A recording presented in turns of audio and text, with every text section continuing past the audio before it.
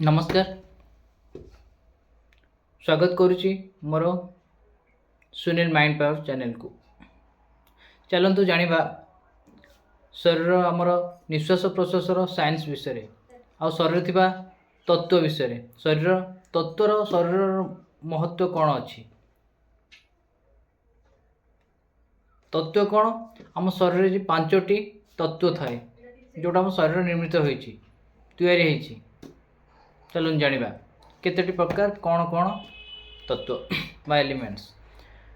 प्रथम है अग्नि अग्नि तत्व, पृथ्वी तत्व, जल तत्व, वायु तत्व, आकाश तत्व। यही 5टी तत्व आम शरीर बहुत दरकारी, बहुत महत्व अच्छी।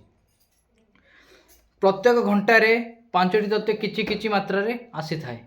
आम जो निश्वास प्रश्वास चलुची प्रत्येक 1 घंटारे किछि किछि समय पाई ये निश्वास प्रश्वास ये तत्व आसी थाए आउ बदली थाए। प्रथम धरा जो प्रत्येक 60 मिनिट रे 20 मिनिट पे पृथ्वी तत्व आसी थाए आउ पृथ्वी तत्व आसी थाए। 16 मिनिट पे जल तत्व आसी थाए, 12 मिनिट पे अग्नि तत्व आसी थाए, 8 मिनिट पे वायु तत्व आसी थाए एवं 4 मिनिट पे आकाश तत्व आसी थाए। यही परि आमर 1 घंटा तत्वरे बा एलिमेंट्स द्वारा विभाजित होइछि, भाग करा जाइछि। आमे जो निश्वास प्रश्वास घंटा मध्य करा होछु ए 5टी तत्व आम निश्वास प्रश्वास भाग भाग होइकि आसी थाए। पूरा 60 मिनिट रे भाग भाग होइकि आसी थाए। कम बेसी कि को तत्व अधिक नेला को तत्व कम नेला एमती भाग भाग होई आसी थाए। यही तत्व बहुत दरकारी, सबु कार्य पई ए तत्व लागि थाए। क्यों तत्व रे क्यों कार्य कले आमर लाभ फल हेबो सेटा आमे जानिबा निहात दरकार।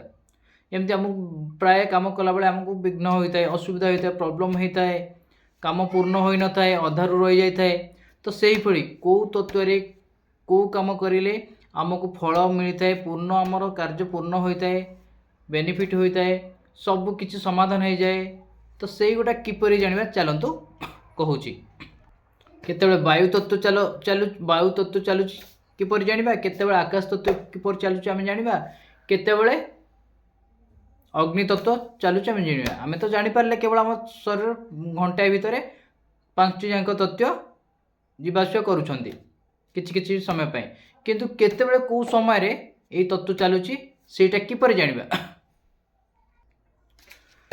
किपरि जानिबा कि ताहाकू कहंती आमे तार गोटे मेथड अछि 4 फिंगर मेथड। 4 फिंगर मेथड कौन?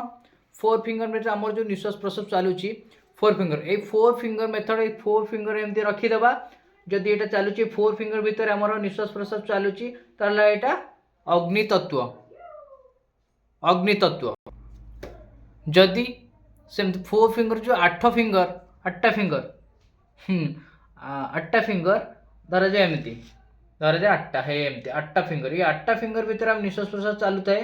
तो आमे जानिबा वायु तत्व ये 8टा फिंगर भितर से रहिथिबो, अधिक जाउ नथबो यार भितर रहुथिबो। तो एटा हला वायु तत्व बा एयर एलिमेंट्स। सही परि 12 अंगुली धरे 4 4 8 4 12 12 अंगुली जे चालुथिबो ताले एटा हला कोन जल तत्व। जल तत्व एवं आउ जदि 4 अंगुल अधिक केते 4 4 8 4 12 4 16 अंगुली रे भीतर रहिला तो रहिला एटा कोन को तत्व अर्थ तत्व बा अर्थ हमर अर्थ तत्व। आउ कौन रहिला आउ कौन आउ रहिला आकाश तत्व। आकाश तत्व हमर नाक निश्वास प्रश्वास गोटे ऊपर को उठुथबो, एउठ बाहरी के ऊपर को सीधा उठुथबो ताउ रहिला आकाश तत्व कहा जाए। एमिति तत्व मध्य रे जानि परिबा केतेबेले को तत्व चालुची। आउ कौन रहिला तो को तत्व समय को काम करि परिबा, कोनोसी कार्य करबा जदि क्यों तत्व समय कोनोसी कार्य करबा जानिबा नेक्स्ट वीडियो रे। जदि आपनको मो वीडियो भल लागला तो लाइक एवं सब्सक्राइब करंतु।